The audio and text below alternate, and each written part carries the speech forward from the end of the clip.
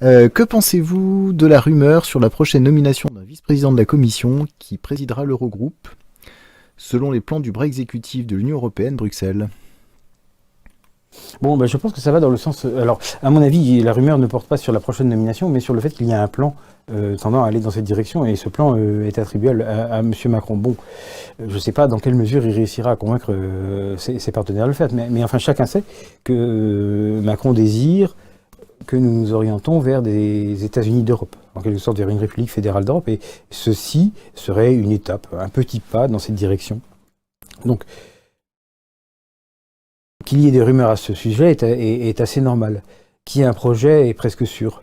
Que ce projet est avancé, parce qu'il a quand même besoin de l'accord des partenaires européens. Macron ne peut pas, à lui tout seul, décider de tout ce qui se passe en Europe. Ça, j'en suis moins sûr quand même.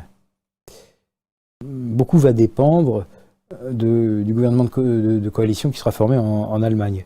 Effectivement, si les Allemands reconduisent la grande coalition entre le SPD et le CDU, vous savez que le dirigeant du SPD, M. Martin Schulz, qui est un Européen convaincu, c'est le moins qu'on puisse dire, a mis une condition pour accepter de gouverner avec la chancelière, et cette condition est essentiellement de reprendre les projets d'États-Unis d'Europe ou de République fédérale d'Europe que soutient M. Macron. Alors si ça se produit, oui, il y a des chances que la mesure envisagée se réalise.